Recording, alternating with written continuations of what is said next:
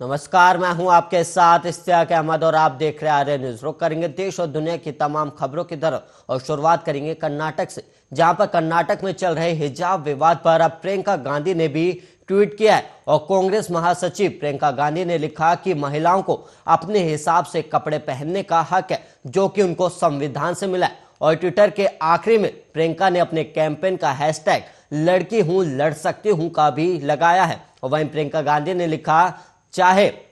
घूंघट हो या फिर जीन्स या फिर हिजाब, ये महिला को तय करना है कि उसे क्या पहनना है और ये हक उनको भारत के संविधान ने दिया है और महिलाओं को प्रताड़ित करना बंद करो। और वहीं आपको बता दें कि कर्नाटक के स्कूल कॉलेजों में धार्मिक लिबास पर रोक के आदेश के बाद बवाल मचा हुआ है और कई जिलों के स्कूल और कॉलेजों में छात्रों के समूह आमने सामने हो गए और पथराव की घटनाएं भी सामने आई। और वहीं मुस्लिम छात्राएं हिजाब पर रोक का विरोध कर रही हैं, तो कई हिंदू छात्र छात्राएं भगवा गमछा और दुपट्टा डालकर कैंपस में नारेबाजी कर रहे हैं। और वहीं हालातों को देखते हुए कर्नाटक सरकार ने 3 दिनों के लिए स्कूल कॉलेज बंद कर दिए और कर्नाटक हाईकोर्ट में इस मुद्दे पर सुनवाई भी हो रही है और मुस्लिम छात्राओं ने हिजाब पहनने के अधिकार को बहाल करने के लिए कोर्ट का दरवाजा खटखटाया था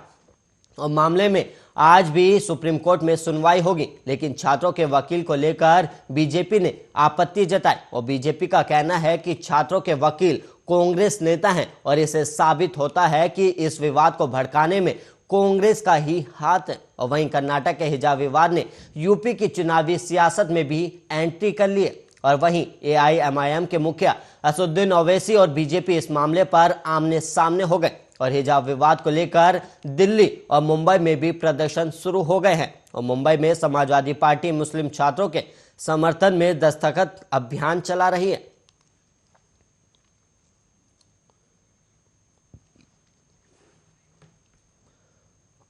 और वहीं बढ़ेंगे अगली खबर की ओर, जहां पर पड़ोसी देश और आतंक को पनाह देने वाला पाकिस्तान लगातार ड्रोन के जरिए भारत के खिलाफ साजिशें रच रहा है। और ताजा मामला पंजाब में अमृतसर का है और यहां के अजनाला सेक्टर में पंचगराई पोस्ट के नजदीक ड्रोन के जरिए 2 पैकेट फेंके गए। हालांकि इन पैकेट के अंदर विस्फोटक सामग्री है या नशीले पदार्थ, इसकी अभी जांच जारी है। फिलहाल बीएसएफ ने इलाके में सर्च अभियान भी शुरू कर दिया और वहीं बताया जा रहा है कि रात करीब 12:30 बजे अजनाला सेक्टर में पंचगराई पोस्ट के नजदीक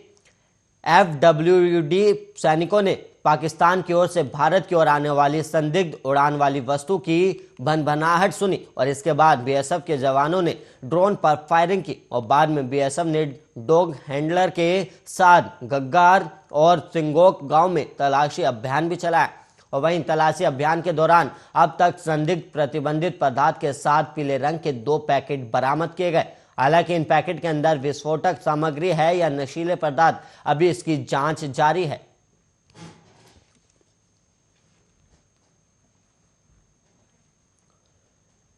एआईएमआईएम के राष्ट्रीय अध्यक्ष असदुद्दीन ओवैसी ने अपनी कार पर फायरिंग को लेकर मुख्यमंत्री योगी आदित्यनाथ पर निशाना साधा और ओवैसी ने कहा कि सीएम योगी का कहना है कि उन्होंने यूपी से अपराध खत्म कर दिया है, तो मेरी गाड़ी पर गोलियां चलाने वाले लोग कौन थे। और संभल में एक जनसभा को संबोधित करते हुए ओवैसी ने कहा कि सीएम का कहना है कि उन्होंने सभी अपराध समाप्त कर दिए और अब यूपी में हर कोई अपराध करने से डरता है, अपराधी और माफिया भाग गए, फिर कौन थे जिन्होंने मुझ पर गोलियां चलाई। और वहीं केंद्रीय गृह मंत्री अमित शाह और प्रधानमंत्री नरेंद्र मोदी का कहना है कि माफिया जेल भेजे गए, फिर गोलियां चलाने वाले कौन थे। और गोली चलाने वाले युवकों को लेकर ओवैसी ने कहा कि वो गोडसे के वंशज है, वो वही मानसिकता वाले लोग हैं जिन्होंने गांधी की हत्या की थी और वो वही है जो अंबेडकर के संविधान का अनादर करना चाहते हैं और वो कानून के शासन पर नहीं बल्कि बंदूक के शासन पर भरोसा करते हैं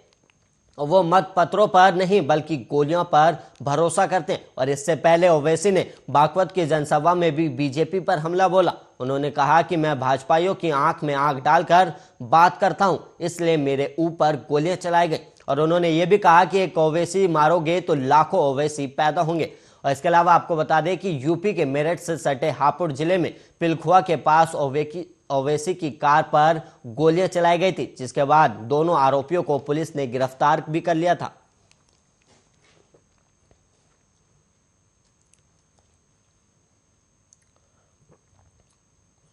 और वहीं अब खबर पंजाब से है, जहां पर पंजाब कांग्रेस में चरणजीत सिंह चन्नी की गरीबी को लेकर सियासी बवाल कटा हुआ है और अब तक विपक्ष इस मुद्दे पर कांग्रेस पर हमलावर था, लेकिन अब नवजोत कौर सिद्धू ने खुलेआम नाराजगी जताकर पार्टी की मुश्किलें बढ़ा दी और राहुल गांधी ने गरीब का बेटा कहकर चरणजीत सिंह चन्नी को पंजाब कांग्रेस का सीएम चेहरा बनाया। लेकिन नवजोत सिंह सिद्धू की पत्नी ने अब चन्नी की गरीबी पर सवाल कर दाग दिए हैं और वहीं मुख्यमंत्री कैंडिडेट ना बनाए जाने की जो नाराजगी नवजोत सिंह सिद्धू खुले मंच पर नहीं कह पाए, लेकिन अब उनकी पत्नी चन्नी की गरीबी के बहाने खुलेआम उस पीड़ा को बता रही और नवजोत कौर ने कहा कि वो बहुत अमीर हैं, उनके रिटर्न ये दिखाते हैं और उन्हें गरीब बताना गलत है और उनके पास हमसे भी बड़ा घर है, बैंक बैलेंस है, इसलिए वो गरीब तो नहीं है। और वहीं नवजोत की नाराजगी की वजह गरीबी की परिभाषा नहीं बल्कि उनके पति सिद्धू को पंजाब कांग्रेस का सीएम फेस ना बनाया जाना है और साफ साफ लफ्जों में नवजोत कहती हैं कि सीएम वही जो योग्य हो और नवजोत कौर ने कहा कि किसी को इतने बड़े पद पर बैठाने के लिए मेरिट, ईमानदार और उसके काम को देखा जाना चाहिए, शिक्षा और योग्यता देखी जानी चाहिए, ना कि जात पात और समुदाय।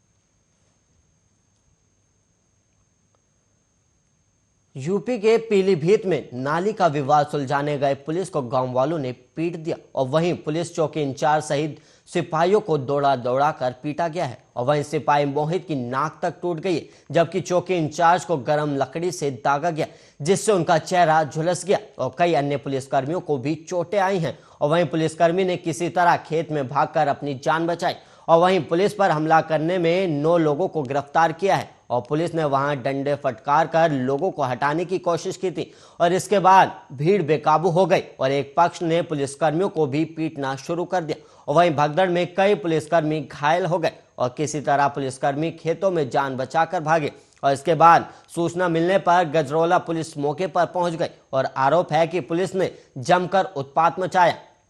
और पुलिस ने रात में ही 9 लोगों को गिरफ्तार किया था और इसके बाद जरा पुलिस चौकी इंचार्ज जितेंद्र सिंह की तहरीर पर गजरौला थाने में 9 नामजद और 15 से 20 अज्ञात पर मुकदमा दर्ज कर लिया गया है और इसको लेकर गांव में तनाव का माहौल बना हुआ है, जिसे देखते हुए गांव में पुलिस फोर्स भी तैनात कर दी गई है और पीलीभीत के पुलिस अधीक्षक दिनेश पी ने बताया कि पुलिस पर हमला हुआ है और चौकी इंचार्ज की शिकायत पर मुकदमा दर्ज कर महिला सहित 9 लोगों को गिरफ्तार कर लिया गया और बाकी फरार लोगों की तलाश में पुलिस जुटी हुई है।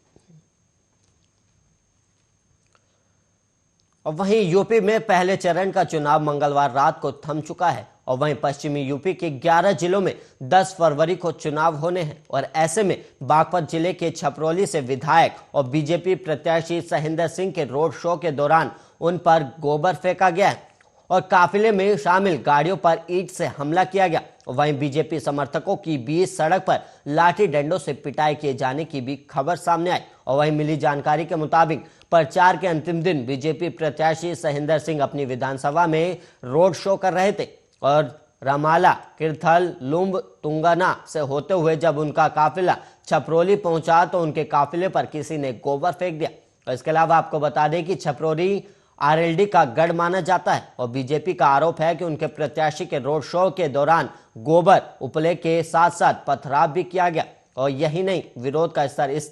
तरह था कि लाठियों और लोहे की खाट से भी हमला करने की बातें सामने आ रही और इस दौरान रोड शो में शामिल महिला समर्थकों में हड़कंप मच गया और सादी वर्दी में मौजूद पुलिस ने हमलावरों को भगाने का प्रयास किया तो हमलावरों ने पुलिस पर भी लाठियां बरसा दी और पुलिस ने स्थिति को मुश्किल से संभाला और हमला करने वाले कौन थे इसका पुलिस वीडियो के आधार पर पता कर रही है और काफिले को कड़ी सुरक्षा के बीच सुरक्षित छपरौली कस्बे से बाहर निकाला गया और इस घटना को वहां पर मौजूद लोगों ने मोबाइल में कैद कर लिया और बाद में सोशल मीडिया पर वायरल कर दिया।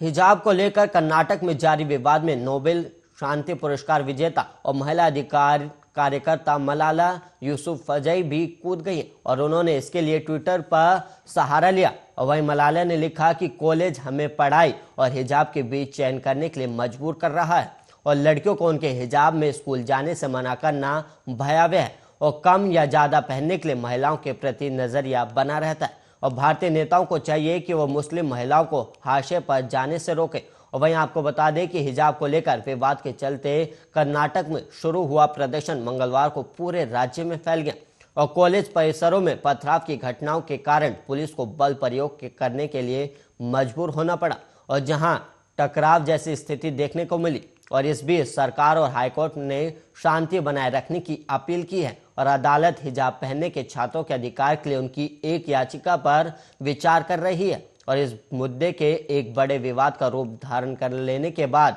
राज्य सरकार ने पूरे प्रदेश में शैक्षणिक संस्थानों में 3 दिनों के अवकाश की घोषणा कर दी है।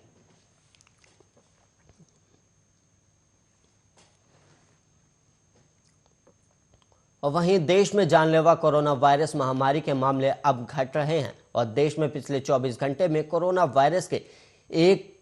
71,365 नए केस सामने आए और वहीं 1,217 लोगों की मौत हो गई और देश में दैनिक पॉजिटिविटी रेट अब 4.54% है और अब तक देश में कोरोना के 4,24,10,976 केस दर्ज किए जा चुके हैं। और वहीं केंद्रीय स्वास्थ्य मंत्रालय की ओर से जारी किए गए आंकड़ों के मुताबिक देश में अब एक्टिव मामलों की संख्या घटकर 8,92,828 हो गई है और वहीं इस महामारी से जान गंवाने वालों की संख्या बढ़कर 5,05,279 हो गई और आंकड़ों के मुताबिक कल 2,30,814 लोग कोरोना से ठीक हुए, जिसके बाद अभी तक 4,10,12,869 लोग संक्रमण मुक्त हो चुके हैं। वहीं भारतीय चिकित्सा अनुसंधान परिषद ने बताया है कि भारत में कल कोरोना वायरस के लिए 15,71,726 सैंपल टेस्ट किए गए, जिसके बाद कल तक कुल 74,46,84,750 सैंपल टेस्ट किए जा चुके हैं।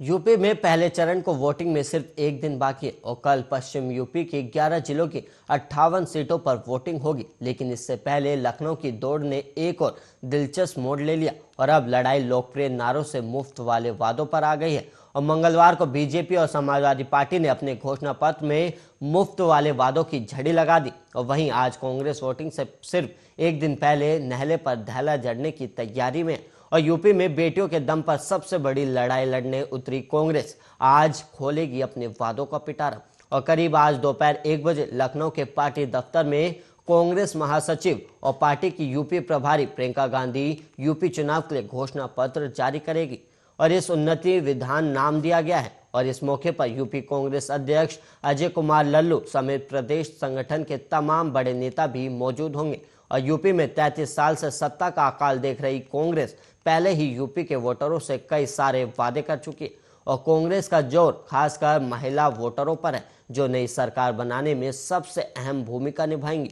और यही वजह है कि यूपी के 403 सीटों पर अकेले लड़ रही कांग्रेस ने 40% महिलाओं को टिकट देकर नई राजनीति की शुरुआत की है। वहीं ऐसे में माना जा रहा है कि आज जारी होने वाले घोषणा पत्र में भी बेटियों के लिए बड़े ऐलान होंगे और साथ ही मुफ्त के वादों से किसानों नौजवानों को भी साधने की कोशिश होगी।